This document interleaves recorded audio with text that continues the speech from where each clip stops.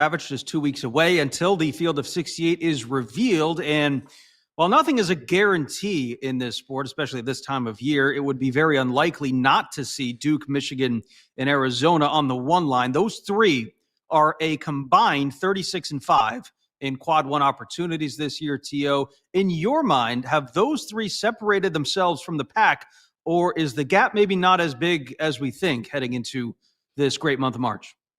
I think Florida's right there in the mix. UConn's, I feel like if you have tier one, it's those three plus Florida. If you have tier 1B, I would put UConn there. But I think Florida is very much in. I love this Florida team. How physical they are, how many bodies they can throw at you in the front court. They've got shooting coming off the bench at the guard spot. You have these herky-jerk guys that can get to the rim and at least create something when there's nothing. Now, it might be a little bit of chaotic, but they can still create something. And they just beat the brakes off of Arkansas. I love this Florida team.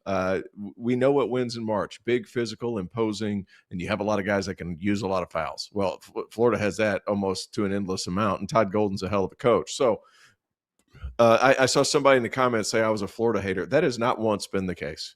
Not once since I've started on this show 5 years ago have I hated on Florida. I love this Florida team, but they did have some guard question marks at the beginning of the season.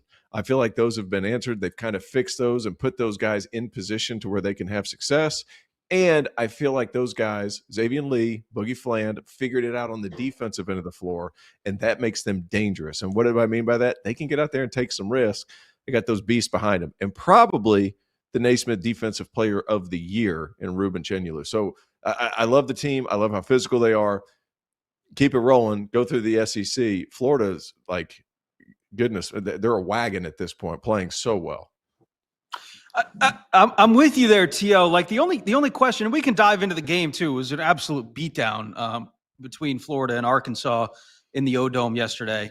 Not even competitive. But like my question, Ty, with this Florida team and with any team that struggles to shoot from beyond the arc, albeit they have shot it better, is can you win 6 straight games in an NCAA tournament when you shoot at 30% from three on the season? Now, they have been shooting better from beyond the arc as of late. There's no question this is one of the best front courts in the entire country. But for me, the consistency for their three-point shooting and their guard play is a question that I would at least bring up, or it would be in the back of my mind when I'm filling out my bracket on Selection Sunday. Your thoughts? Yeah, I think that Florida has answered a lot of those questions, and I know that they're not the best three-point shooting, but I really feel like their guard play has drastically improved, and they have a lot of confident players, and they do have the best front court, arguably in college basketball, Chenalou, Condon, and Hauk. And I think that the way that they can dominate the inside game, dominate the paint, I think sometimes that can make up for the lack of three-point shooting. And I know everyone is big on three-point shooting nowadays, but I've always believed that rebounding and controlling the boards and being big and physical actually wins more games than shooting does. And I know you got to score the ball, but I will say I think Florida is right there with the top-tier teams. And let's not forget that Florida took Duke down to the wire early on, even when they were having issues, and we were all thinking that Florida wasn't the team that we all thought they would be. They were still in a lot of ball games and showed spurts, but they have figured it out right now, and they're catching their stride right before tournament time, which is what you ideally want to do. Let's bring it back really quick to those three teams, the Arizona, the Duke, and the Michigan. And I want to focus on the Michigan side of it too, because for those who maybe got lost in all of the game action yesterday, it was announced that Michigan backup point guard L.J. Kaysen will miss the remainder of the season with an ACL injury he sustained against Illinois on Friday night. Super unfortunate blow for the Maize and Blue, because over the past couple of weeks especially, he's really risen to the top, playing some of the best ball of his career. He's actually the only player on Michigan's roster that shoots it better than 40% from beyond the arc. So, T.O., how big of a loss is this now for Michigan, and will it alter in any way how you see this team and the ceiling for Michigan in this month of March? Provided they get in some foul trouble, but I feel like they're going to be okay.